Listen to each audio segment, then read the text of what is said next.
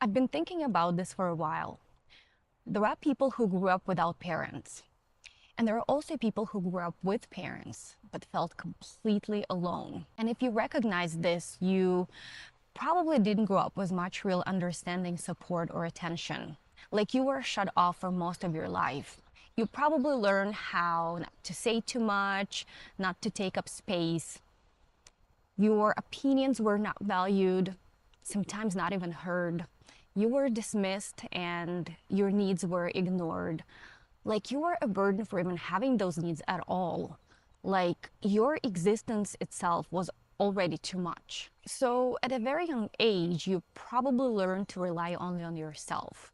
You stayed inside your own world because outside of it, it just didn't feel like anyone was really there for you. Because what you thought, what you felt didn't really matter. And the thing is, you were probably never unaware. You were highly intuitive, observant, and sensitive.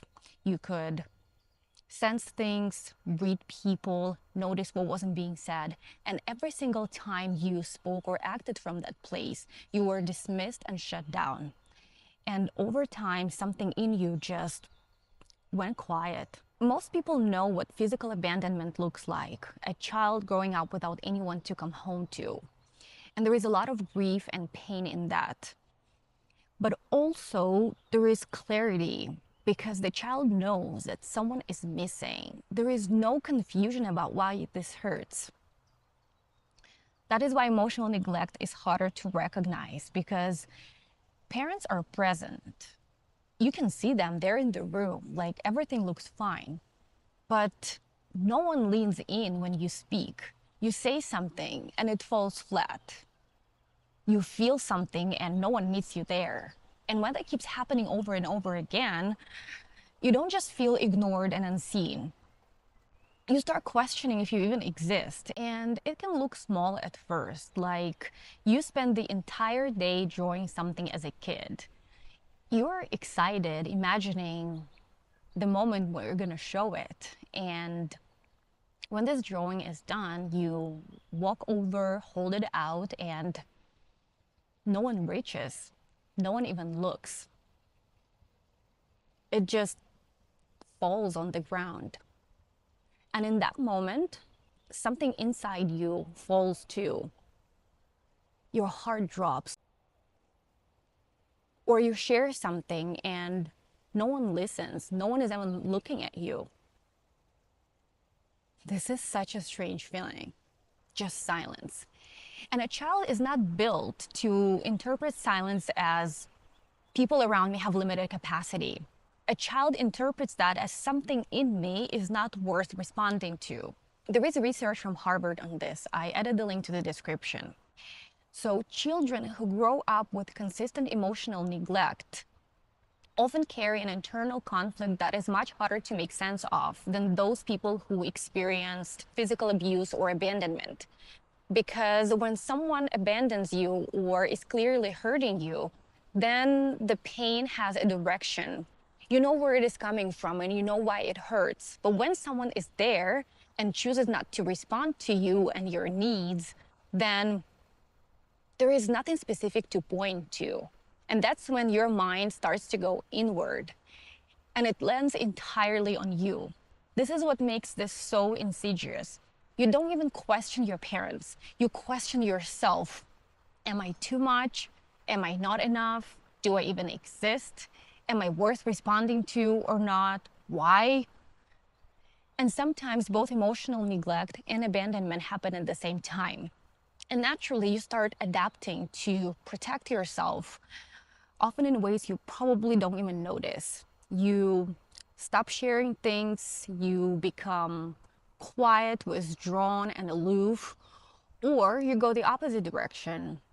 You read the room, you manage people's emotions, you keep the peace, or you move between both, trying to do whatever you can in your power to become someone worth noticing and staying for. Emotional neglect doesn't come out of nowhere. Usually it is inherited and passed along between generations. People who were never met emotionally themselves, raising children not knowing how to see them and meet them. or parents who were always overwhelmed, overworked, in survival mode, not really having much time or emotional capacity left to give. Or a child who is more sensitive, more perceptive and intuitive, so that parents don't even know what to do with that child. They're just not equipped for it, which is exactly the point. Because if you're the only one in your lineage who sees it, it also means that you feel it more. You can clearly recognize what is wrong, which also means that you probably are the one who doesn't get to stay asleep inside it, which makes you capable of changing it by choosing differently if you stay conscious. And this can be the most challenging part, because many of us who experience consistent emotional neglect in childhood used to internalize it, believing that we were the problem, or didn't think anything was clearly wrong until later in life. Because maybe there was no explicit physical or verbal abuse, like no one clearly rejected you or left you. Your parents were just unavailable to you, and it made you feel unseen and unloved. Like, there are things worse than that. And it's very easy to stay in that space of, well, that wasn't that bad. But the thing is, your nervous system doesn't measure intent, it registers experience. And if your experience was, I don't matter, I don't exist, no one cares, then that becomes the blueprint of how you move through your life. This is where it stops being a childhood story and starts showing up in how you relate to others in adult life. You may rely only on yourself or lose yourself trying to keep connection. You may say you don't need anyone, but still feel deeply when someone pulls away. Maybe you don't ask for help, but feel deeply hurt when it is not being offered.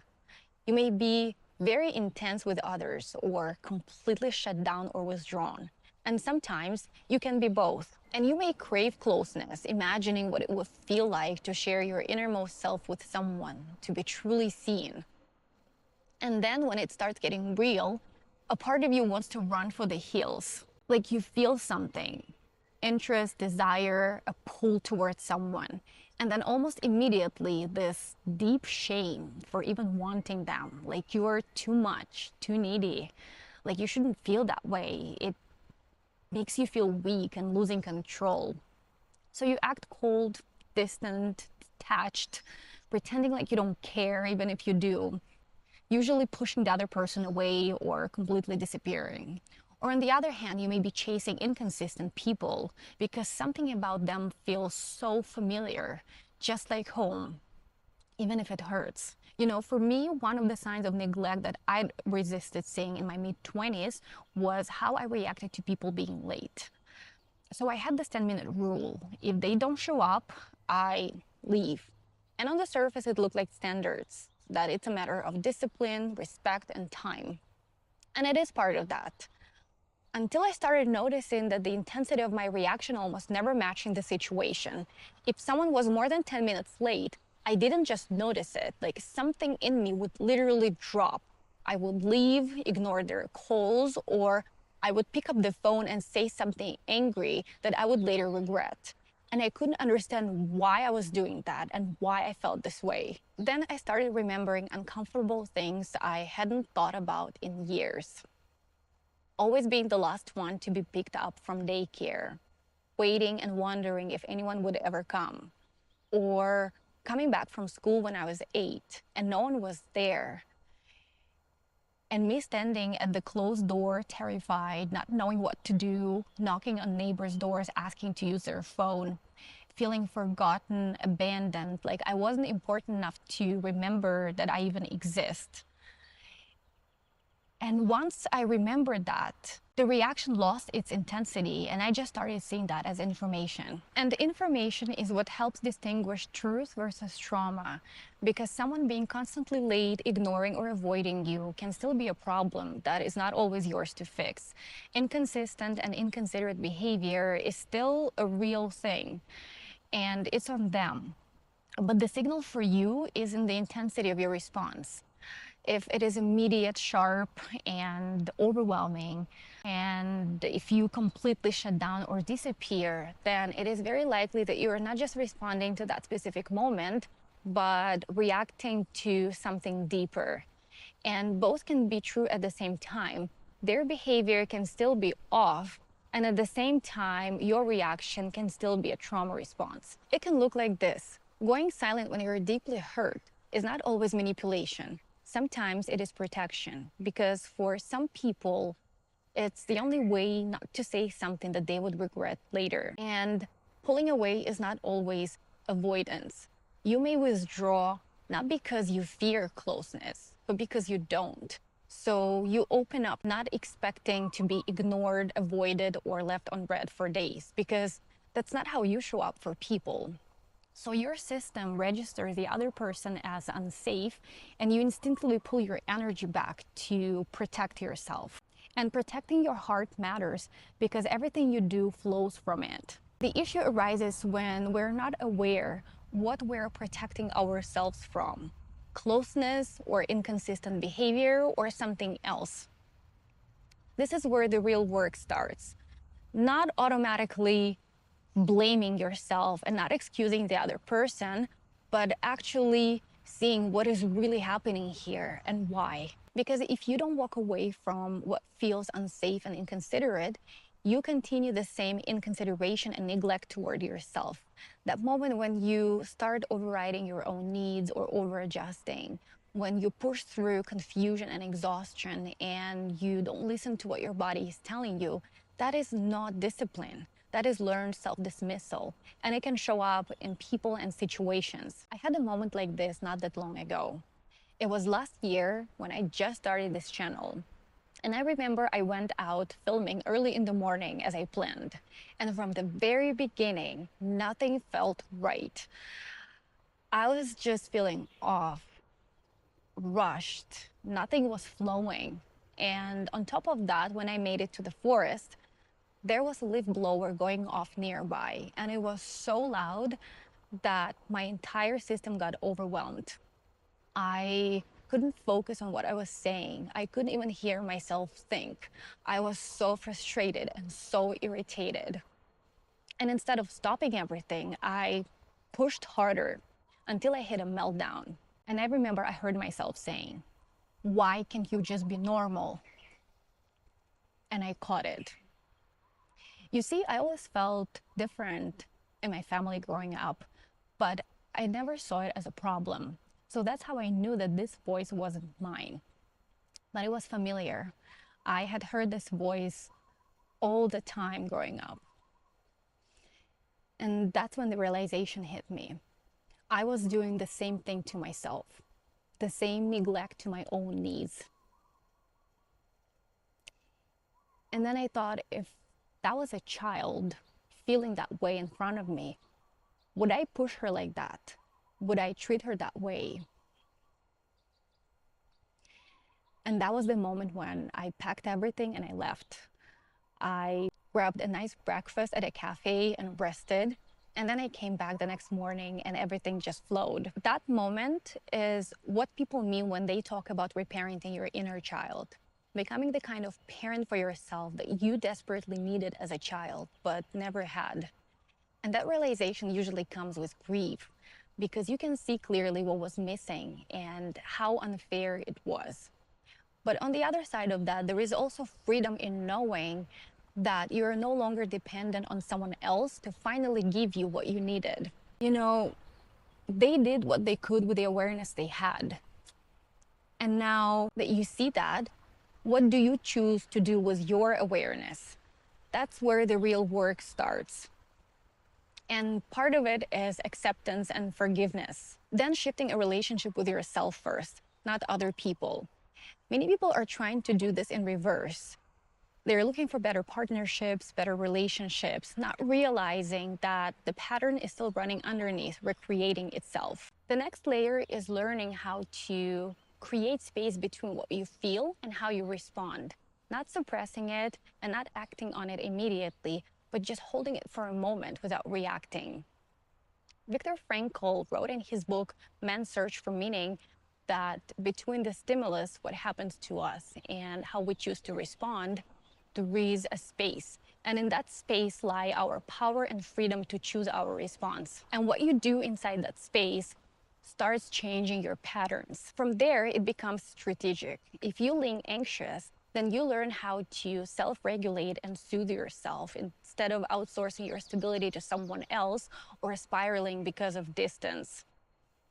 You actually learn emotional containment and how to ask for what you truly need directly. If you lean avoidant, then you learn how to stay, not disappearing when something feels intense or not shutting down to regain control over the dynamic and its pace.